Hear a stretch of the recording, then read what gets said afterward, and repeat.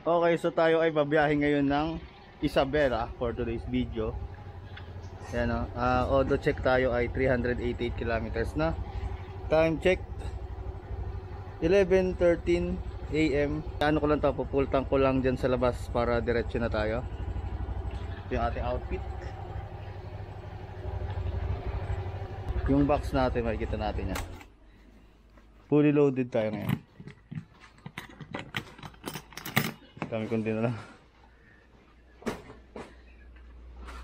Ito mayroon pa tayong ano, doktor. Let's go. Okay na, nakalak na yan.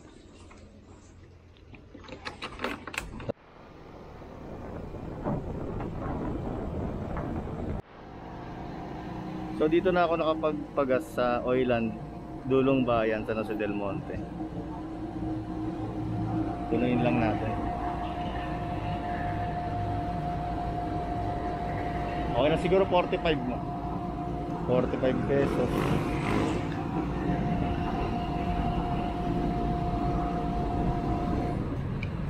Ayan, punong-puno. 45 pesos. Nag-vlog ka ba? Oo. Nag-sticker ka? May sticker ka? Wala pa akong sticker eh. Kasi ano pala ako, 6,000 subscribers pala ako. So ang starting natin ay ano, zero natin ay 393.6. Dito tayo sa Maynor, sa Garay Rotonda. Okay, magkapote muna tayo ngayon at ano, umuulan na. Dito na ako sa Plaridel Bypass. So mag-aalis ako ng kapote. Sobrang init dito. Time check tayo pala.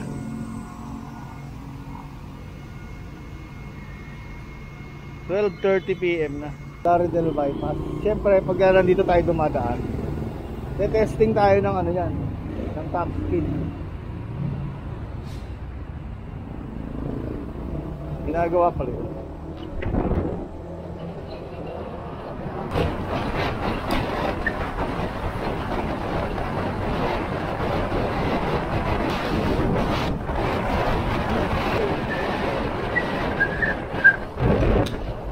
Okay na tayo dun sa ano, sa nakakabot natin siya ng 100 km per hour. Okay na ako sa top speed na 100.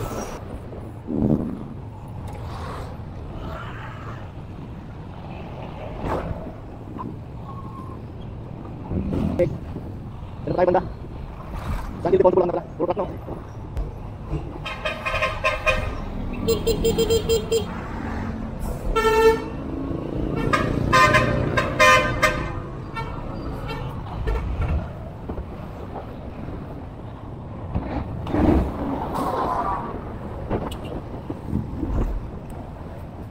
Excuse me.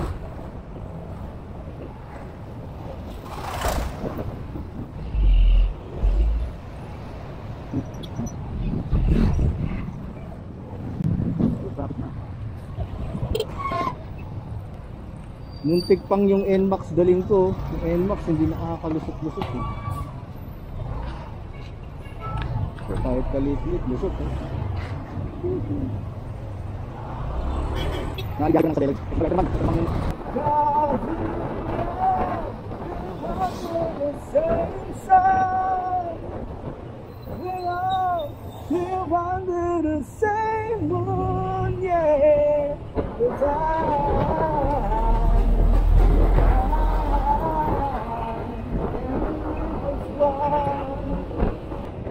ito na ang welcome art ng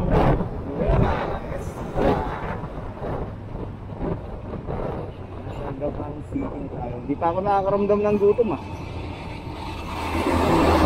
Kasi after ano eh, kasi ang huling motor ko bandang April 2025. So April, May, June, July, August, September, 6 months bago ulit ako nakapag long ride.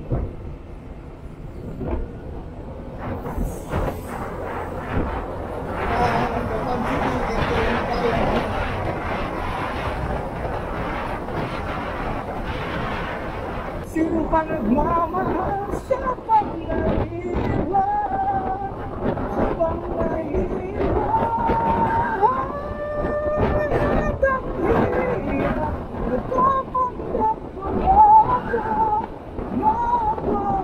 masaya kahit ang totoo ay talagang malusya.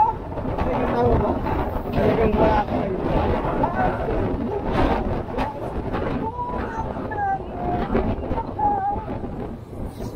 May mahal ka na iba, wala akong magagawa.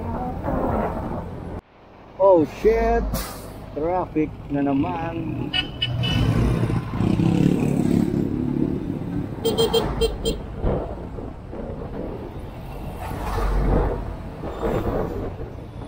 Opo, mabibisa tayo dyan sa traffic.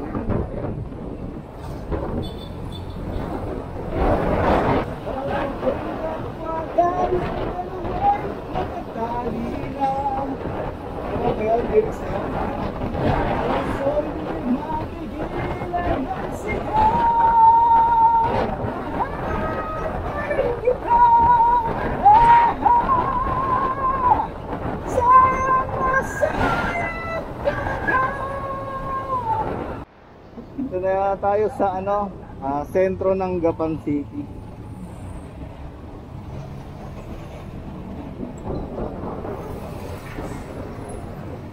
Traffic na kasi bayan na.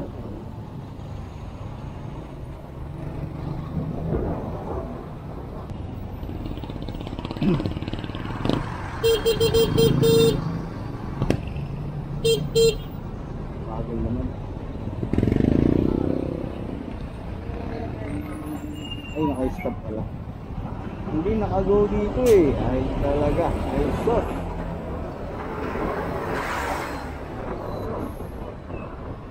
Let's go!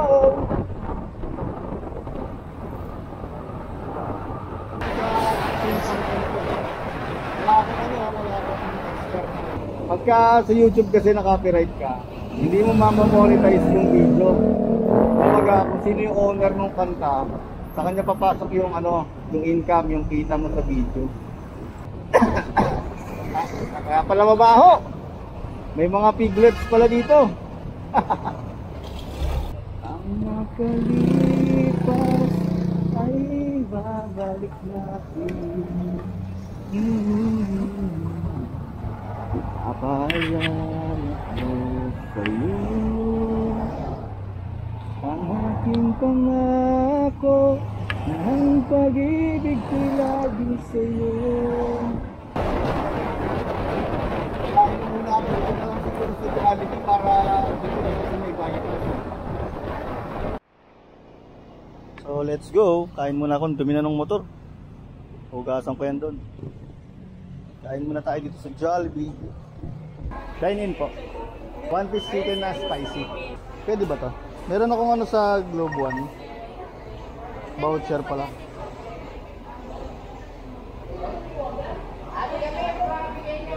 Dali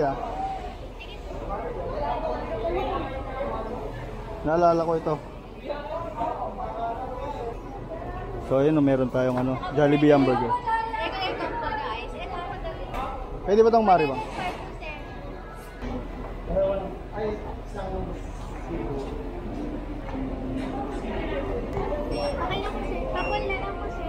Thank you. Okay din tong Mari Bang talaga. Imbis na magdadala ka ng cash, lagay mo na lang dito.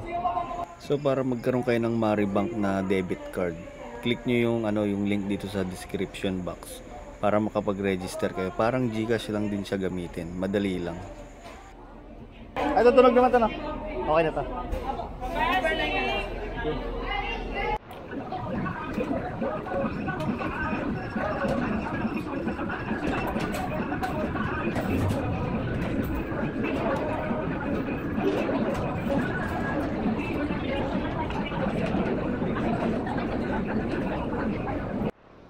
Yun, tapos na tayo kumain dito sa Jollibee, Cabanatuan. Ito na yung bypass, papunta na tayo ng nito, Mayapyap, tapos San Jose.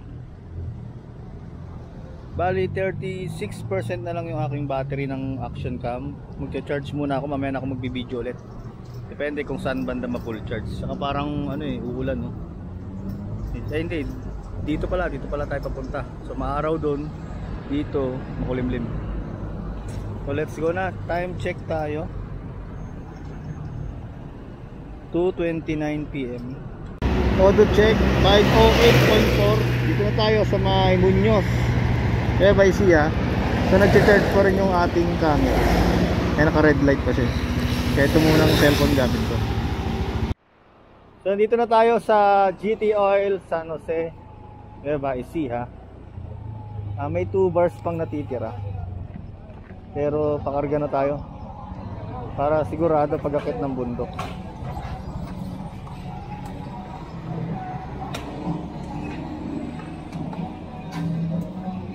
Ano dito? Full tank boss. Full tank. Lagi po.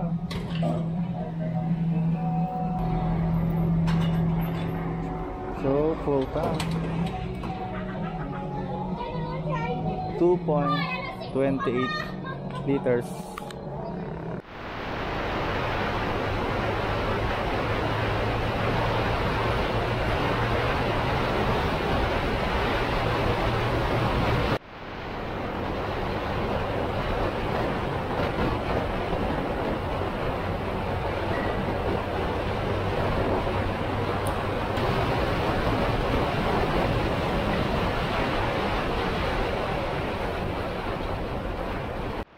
Uy, yari, mukhang uulan to ah. Pagka mga first time na bumabiyahe, paano nyo lulusutan tong mahabang truck? Kasi mabagal ka pagka sinundan mo sa likod yan eh. Siyempre pag mga blind curve, hindi ka pwedeng overtake yan. Dito alanganin din kasi tingnan mo yung yung pavement, mataas. Tapos yung shoulder niya mababa. Baka pag bigla kang lumipat pabalik, baka masemplang ka. So ang gagawin natin, hintayin mo siyang bumagal. Huwag mong bibiglayin yung pagbalik. Hanggat maaari hanap ka ng patag kasi tingnan mo, wala yung mataas yan. Hanap ka ng kaya mong sampahin. Pero dapat nakalayo ka na dun sa truck. Ito. Yun lang.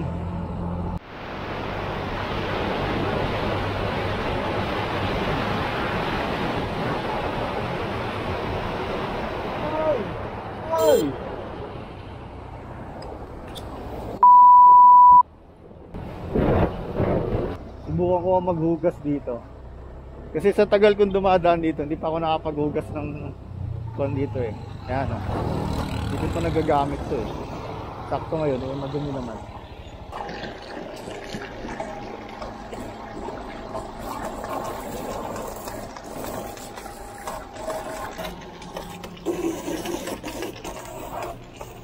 Grabe, ang putik pa rin. Basta-basta natatanggal. Importante ilalim.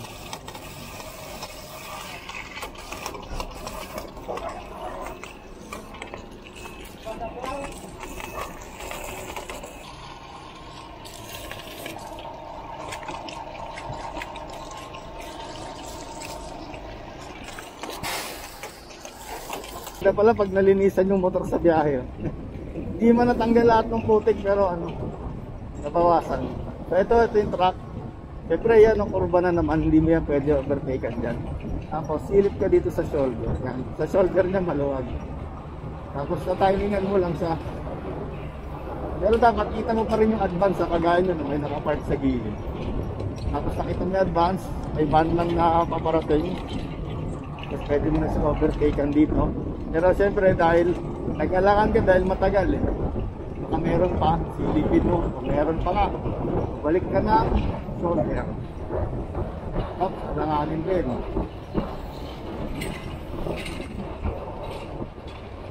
Alanganin din. Tapos yan, tayo natin na. Kasi, hininto siya. Yan, slow down. Pagka nag-slow down siya, yan yung pagkakataon mong overtaken siya. Pag nag-slow down yan. Pero hanap ka ng tempo siyempre. Gaya niya. Diba? Ganun lang. Kasi dalawa yan Yung isa may trailer, yung isa wala. Yan, tingnan natin kung paano siya overtaken. Siyempre, hindi tayo sa kaliwa. Hindi tayo sa shoulder. Yan dahil hinihila niya, mabagal sila. Safe ka dito sa shoulder. Kasi yung iba dyan, sasabihin, kamote rider ka, hindi ka dapat naman sa shoulder. Sige, try mo bumiyahe dito tapos sundan mo yun sa likod. Kapag mo overtake yan, tingnan natin kung ilang oras yung bago makarating sa bultong tao. Rider daw yung gumagawa ng ganun. Okay, try nyo muna. Dito, bumiyahe kayo dito. Pag may truck, buntutan mo lang hanggang sa dulo ng kurbahan na to. O, sa may Santa Fe. O, di hanggang dun sa bahay ng Santa Fe, buntutan mo yun. Para hindi ka kamote. Siyempre, pag dyan ka sa shoulder, mag-iingat ka pa rin. Yun, may isang truck ulit. Siyempre, unahan natin siya na with safety pa rin. Dapat, yan o, presence of mind. Siyempre, dito maluwag o. Unahan mo na siya. Pero yun kasi pag doon kasi sa kaliwa mo siya in-overtake yan, baka kasi may kasalib o. Nangyari ka doon. Saan luya ngayon? 4 kilos, 100. 4 kilos, 100 pesos. Murang luya. Pero bakit sa amin ang bentahan nila 150 isang kilo? Bagay, itatransport pa yan. Dito magkano? 3 kilos, 100. So parang 33 per kilo. Tapos pag ibebenta na sa Manila, 150.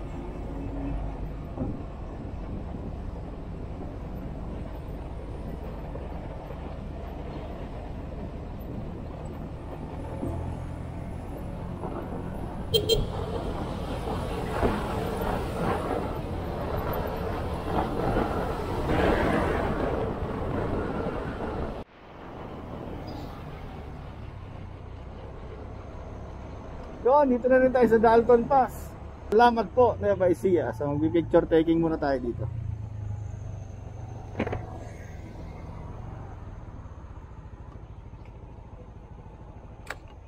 Ano yan kumbaga mandatory na pagka bumabiyahe.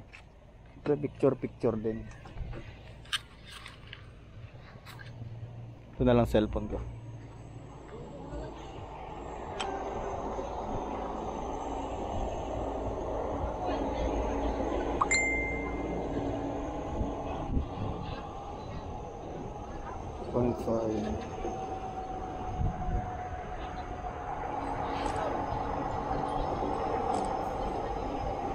Pagka 1 wala naka-zoom pagka yung 1 times 1.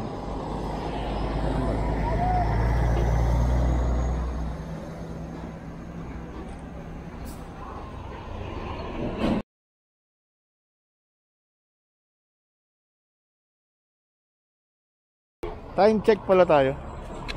4:58 PM na.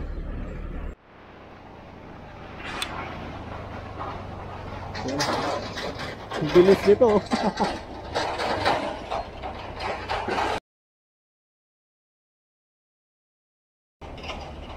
Trailer pa siya. Hipit ka na, baby. Kaya sabi ko sa inyo, dito sa mga kurbahan, dito nyo makikita yung mga kamote driver. Kaya sa bukod pa yung walang-wala yung pagkakamote dito sa mga kamote driver sa Manila, yung sa EDSA, sa Manila. Walang-wala.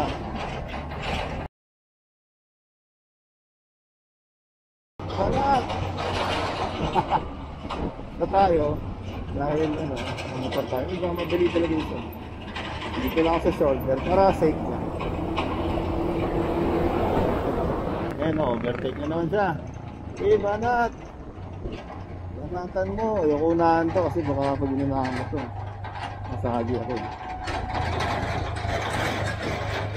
Diba? Banat ka dyan, sige. Sige. Unahan mo talaga lahat Ay, kasalubong ko dyan, malaki yan.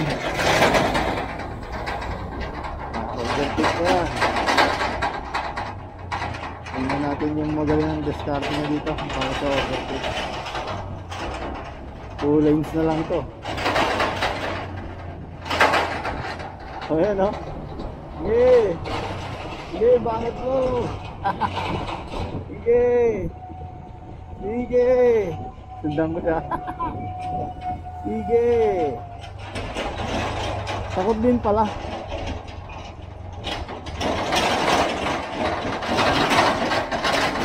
Akala ko kasi ano siya eh. Akala ko, ano ko natatakutan. Takot din pala.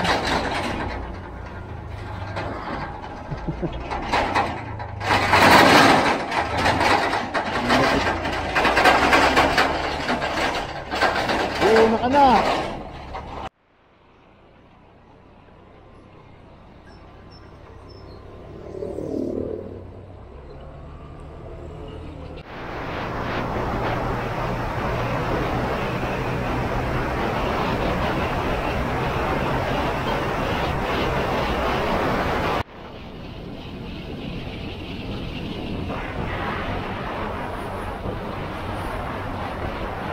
Dito na tayo sa Bambang. Dilim na. Bale, ano na tayo? 4 na bar na lang ng gas. Papagas muna tayo dito. Dito yung NVAT, Nueva Vizcaya Agricultural Terminal. Dito yung bilihan ng mga murang gulay. So time check muna tayo. Ang oras natin ngayon ay 5:49 PM. 617 kilometers. Full tank, boss.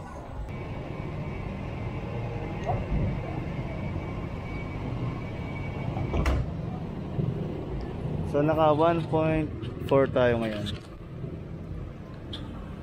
Full tank. Tapos yung huling pa full tank natin doon na lang sa ano, malapit sa bahay sa Isabela.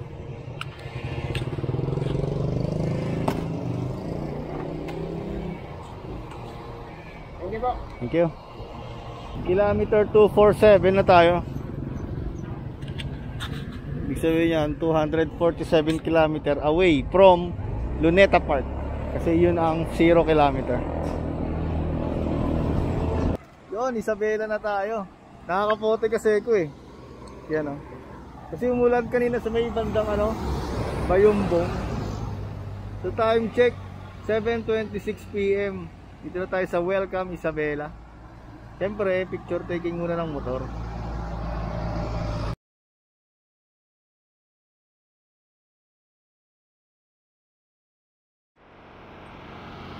So time check, 8:18 PM, 721 kilometers.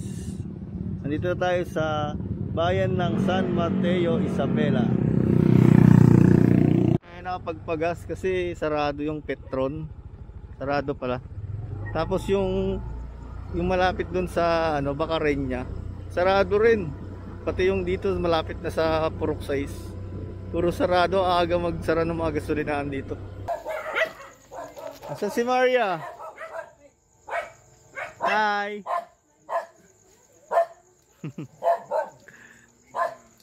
Kinabukasan na tayo nakapagpagas kasi sarado na kagabi. Full tank ate. Yung regular. Ay, sa harap po. Sa harap, teka lipat ka.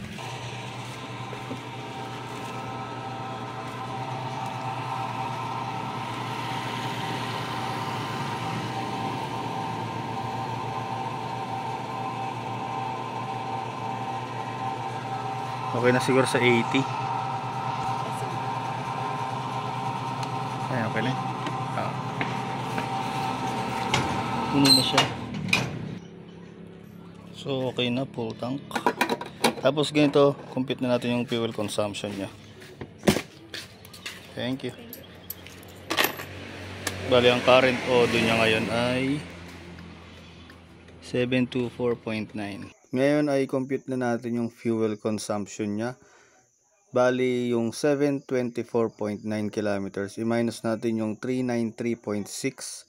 Yun yung kilometer na full tank ako from San Jose del Monte, Bulacan. So lumalabas naka 331.3 kilometers tayo. Tapos ang total gas natin, yung unang pagas ko 2.26 plus 1. Yung 2.26 na yun sa may ano yan, San Jose, Nueva Ecija. Tapos yung 1.437 sa may Bambang. Tapos ito yung 1.40, yan na yung dito sa Isabela na. So lumalabas naka 5.097 liters tayo. Tapos i-divide mo yung 331.3 divide sa 5.097. Makikita natin na nag 64.9 kilometers per liter ng gas ang konsumo ni Honda Beat version 3. At makikita din natin na pag pinlas mo yung presyo, 120 plus 80 plus 80, naka ano lang tayo, 300 pesos lang yung one way natin.